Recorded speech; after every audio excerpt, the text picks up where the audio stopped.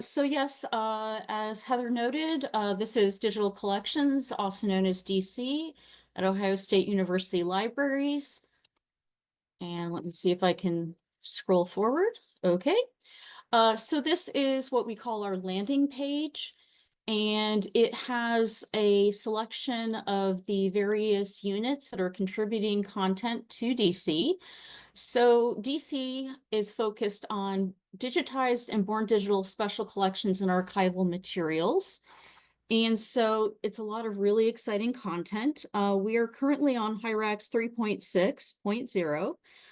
We're still using Fedora 4, and we are hosted in AWS Elastic Kubernetes Service. And I believe we're still on Bulk Racks 5.5.1, but I'm excited about some of those features that were discussed by Rob today. So while there's been a lot of great development going on in the last 2 years that I can't really fit in this presentation, I want to say thank you to my wonderful colleagues here in the Samvera community. We've gotten so much inspiration with our advanced search with various filters, search browse options, including a year facet that utilizes extended date time format, detailed about and help pages. And I want to say this is still just a wonderfully welcoming community. And so thank you to a lot of you. We have been working on accessibility like a lot of other institutions, and some of this goes beyond what was in the accessibility sprint, but is on our local repository in terms of how our customization is made accessible. And we're also working on policies regarding that, as I imagine others are. But we do plan to move to Valkyrie sometime in 2025. At this point, I think it's pretty mature. But there are some pain points that I mentioned at the Share Fair in the Midwest meeting, and I'm going to talk about those in this brief time here because these are things that affect other people in the community as well. So we use the Universal Viewer for most of our content. As Georgetown mentioned, PDF.js is an option for PDF viewing, and we're using that, and I love it. You can even search by text depending on your browser. But here's the thing is the Universal Viewer is great when viewing an image, but it is more challenging when you have records with multiple files and they're heterogeneous. You sometimes get this exclamation mark that it doesn't recognize it. We also have a growing number of audiovisual files, and we don't have any immediate plans to go to Avalon or another AV-specific platform. So there are some considerations with that in terms of accessibility. So another challenge I want to talk about is, so say Georgetown there was going from DSpace, and I know like in DSpace, you can do a custom thumbnail. It'll automatically generate a thumbnail, but you can create your own thumbnail if you need to. And this is something we can't currently do in out-of-the-box Hyrax. And I've had this discussion also with Christine Peterson in terms of the HiQ community. And it gets a little challenging when you want to make a record public in terms of the metadata, but you can't make the content public.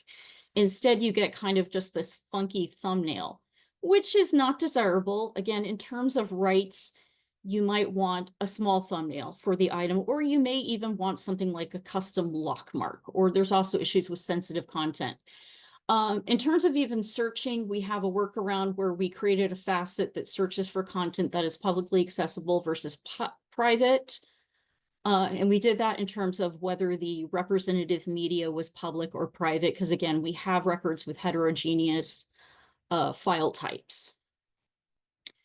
But here we have a full record, and it's zoomed out. But again, you got kind of this thumbnail, and this is related to rights. This was a work that was published in 1960. It's a comic strip. And unfortunately, in the comic strip land, sometimes comic strips were also republished later. So rights can be a little time consuming. And I think others have talked about backlogs of works. So again, we want users to know that we have this content, that we can give it to them, but we can't really make it publicly accessible. So there is that consideration of, can we override the AAAF viewer? So that is something that I want people to think about in the community so that we can, yeah, I see the discussion about clover, and we are looking at clover. Thank you for sharing that, because that is a consideration. But this is something that we're going to deal with locally at OSU, but I think the community should think about for haiku and Hyrax. uh, it should be easier to replace the thumbnail. I know Atla Digital Library has found a way to override the AAA viewer, but that is just something to consider.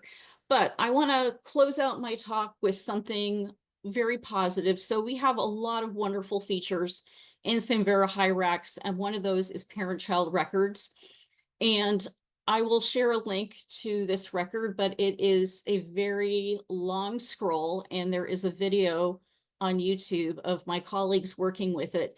And because of the parent-child record capabilities, we can share very rich metadata for each of the individual images, which were created by different artists and have different subject matter, but also have an overarching record. And this is a really great feature. I'm not sure what the long-term preservation implications are, but we've used this for things like manuscript fragments, for scrapbooks, and it's been really useful. So, and lastly, as you heard, we joined the Samvera Community officially as a partner this year, which I'm very excited about. So thank you very much.